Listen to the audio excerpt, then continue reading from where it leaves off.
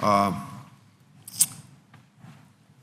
last 2 days, the debate here, a lot has been said about the sequestration that presumably is going to happen tomorrow. And I would like to speak on that subject because it's very, very important, particularly the history of sequestration and what has gone on here in recent weeks as we've discussed this issue. So August 2011, a compromise was reached to grant President Obama's request to raise the debt ceiling by $2 1/10 trillion.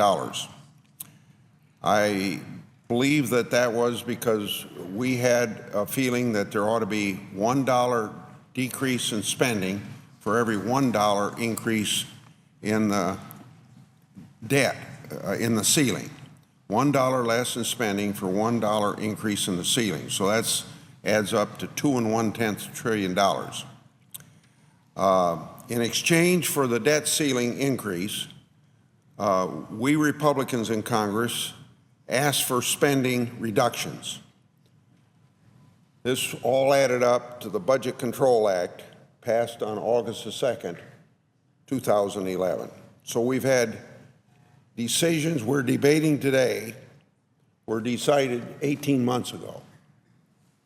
So if you don't like them in 18 months, you have an opportunity to change them. But here we are at the last minute talking about some changes. The Budget Control Act of August 2nd, 2011 included budget caps to cut about $900 billion in spending immediately August the 2nd, 2011.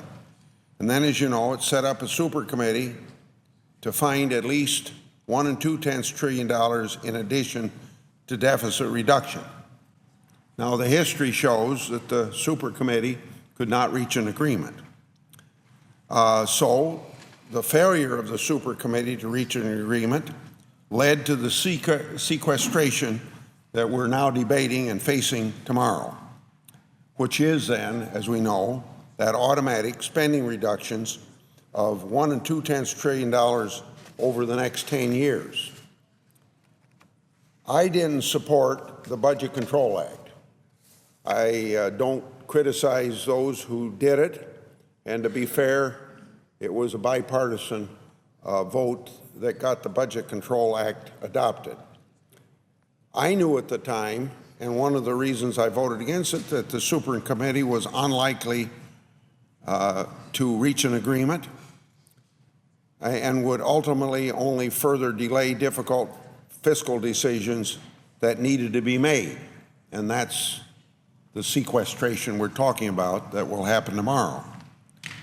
But at the end of the day, as I said, bipartisan majority in the Senate and the House passed, and President Obama signed the Budget Control Act, a bill to bring about $2 1/10 trillion in spending reductions over the next 10 years. Most believe that sequestration is a terrible way to reduce spending. I agree. There are surely better ways to reduce spending by the $85 billion that's going to happen this year, of which, by the way, only 44 billion are going to be spent between now and September the 30th. When that is done, we're going to have a situation where every year there's going to be some decision made of whether or not to continue the $1 2/10 trillion. And I hope for the good of the country that continues, whether it's by across-the-board automatic cuts, or maybe there'll be found a compromise that can be reached to do it in a more studied way. The Republican-led House of Representatives, soon after the 2011 decision, recognized that these automatic reductions wasn't the best way to do it. So last year they passed two bills to recognize to reorganize those cuts in a more structured way. Did the Senate consider those two bills? No. The majority-led Senate, led by the Democrats, produced or considered no bill prior to today to avert the sequester. So I think it's fair to say that for 18 months, when we could have been working together to find an agreement, nothing was done. At least nothing was done after the House of Representatives worked that agreement. Now we have all these crocodile tears flowing from the majority here in the Senate because of the terrible hardship that this sequester may cause. Well, where have we been for the last 18 months? Why have they not proposed a single piece of legislation to avert sequestration until this very last minute? The two votes we just had today as an example. Why has the Senate avoided regular order with such vigor? In other words, regular order. Let the committees hold hearings. Let the committees debate, amend, vote a bill out.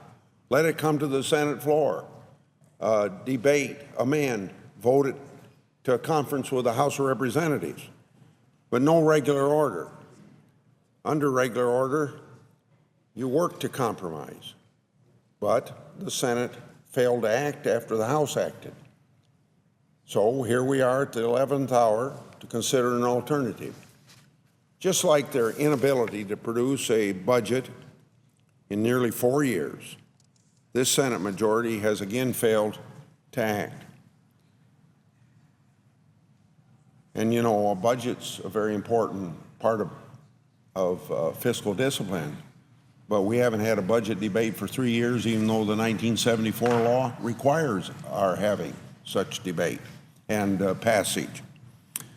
So the president tomorrow is going to meet with leaders in the Congress to see what can be done about sequestration. But why the very same day that sequestration is taking place? What has the president been doing? Well, we have seen him traveling around the country, generating mass hysteria about what might have happened and wouldn't have had to do it if we had had regular order here in the Senate in the meantime. I'd like to remind my colleagues that not only was the sequester a product coming from the White House, he explicitly pledged a veto proposal to replace the cuts sometime when it was brought up in late 2011 and 2012. This is what the president said on November 2011, quote, "Some in Congress are trying to undo these automatic spending cuts. My message to them is simply no. I will veto any effort to get rid of those automatic spending cuts to domestic and defense spending. There will be no easy off-ramps on this one," end of quote of the president, November 2011. Now the president and the Democrats are here in the Senate, want us to agree to more tax hikes on the American people rather than to cut the 3 6/10 trillion budget by just 2.4%, which they agreed to as part of the 2011 deal. Tax hikes were not included in that deal. They weren't included because we know that spending is the problem, not revenues. The president must be absolutely frustrated. He apparently can't manage a meager 2.5% reduction, even though just a few years ago he stated, quote, "I want to go line by line through every item in the federal budget and eliminate programs that don't work and make sure that those that do work better and cheaper," end of quote. He must not have had any success because, once again, he's asking for a tax hike to reduce the deficit rather than address the real cause of the problem, which is spending. Over the past several years, we have heard a lot from the other side about increasing taxes on so-called wealthy. The president and my Democratic colleagues argued that this was necessary to make the rich pay their fair share. Well, on January 1st, the other side got their wish. The top statutory tax rate increased from 35 to 39.6.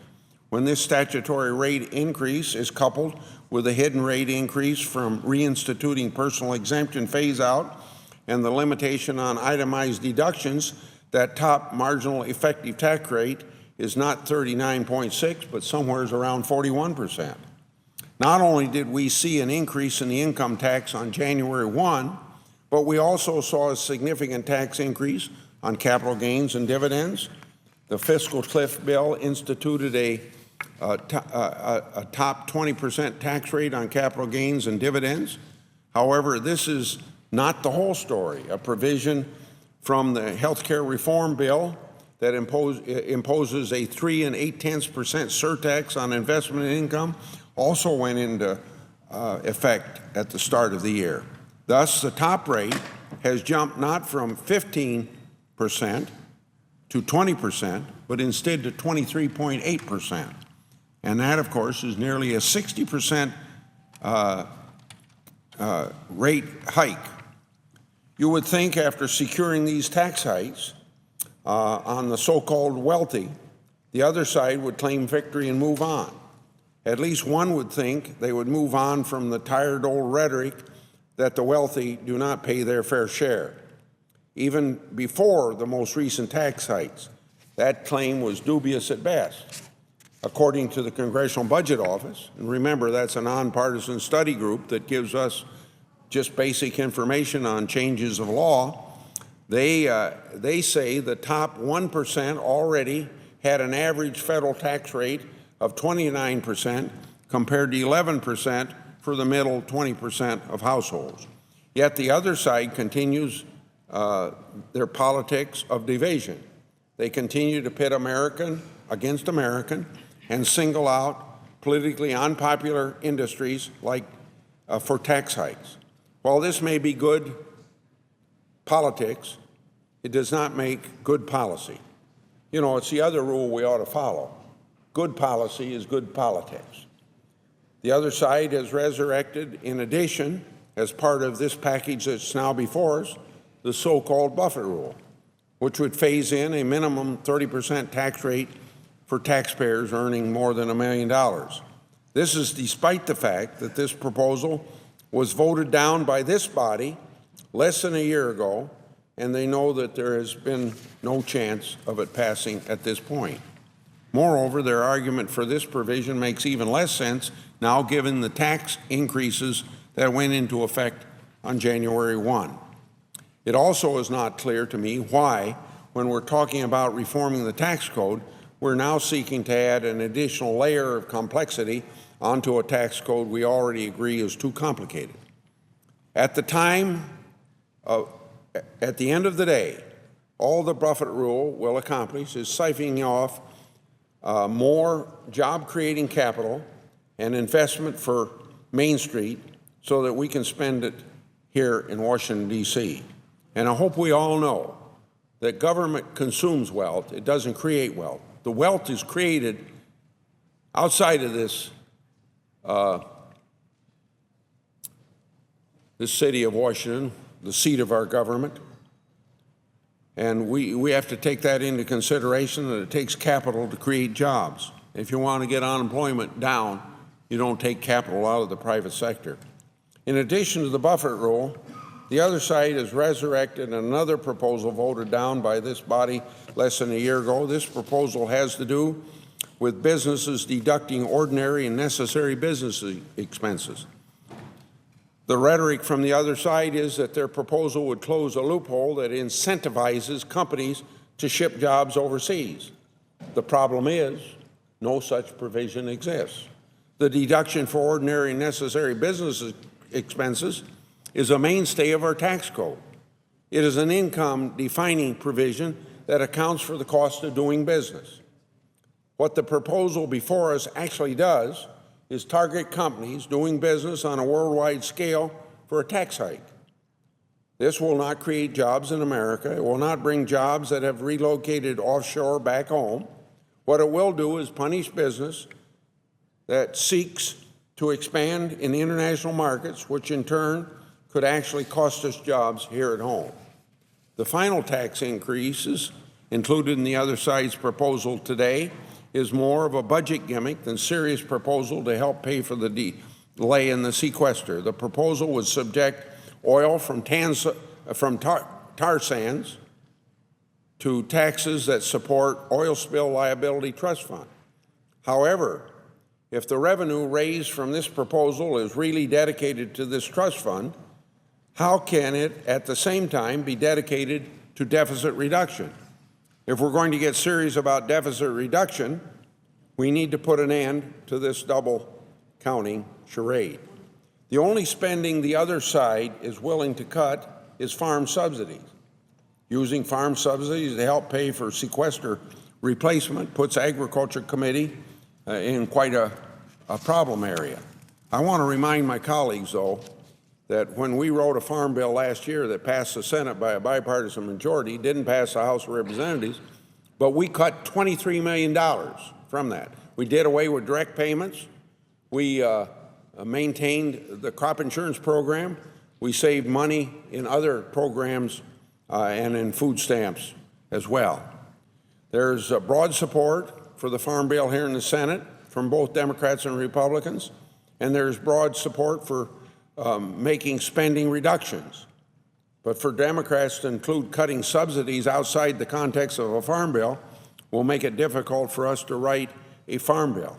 As we all know, there's been a lot of history of rural and urban legislators working together on a farm and nutrition issues in the farm bill.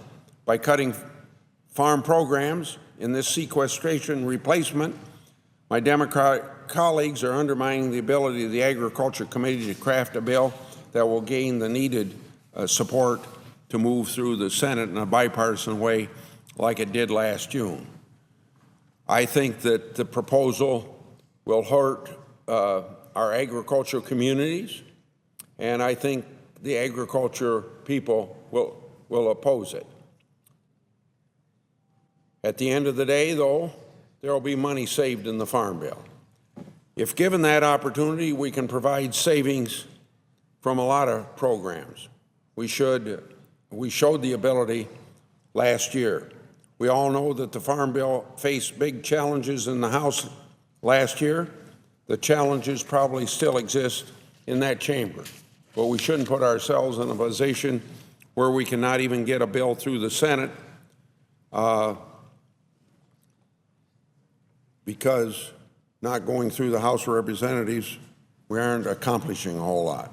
For those of us who support the Farm Bill, we should be very concerned that this plan the Democrats are putting forward to avoid sequestration could seriously undermine the ability to pass a Farm Bill in either chamber this time around. We just had an opportunity to vote on the Democrats' tax increase. This was the first vote in the Senate on an alternative to sequestration and the first alternative offered by the Senate majority. And over a period of 18 months, they had an opportunity to offer that alternative, just like the House Republicans offered us two alternatives that we never took up. We also have the opportunity to vote on one alternative from the Republican side of the aisle. But both of these votes were for show. I hope that we can now work together in a bipartisan way, in regular order, to make sensible spending reductions. It's time to end the incessant talk of more tax hikes on Americans when those tax hikes already took place on January 1, when we know that the problem is, in fact, runaway spending. It's time to end the constant campaigning and do the work that American people expect us to do so that we can leave the next generation a better generation a better life than the present generation has. I yield the floor.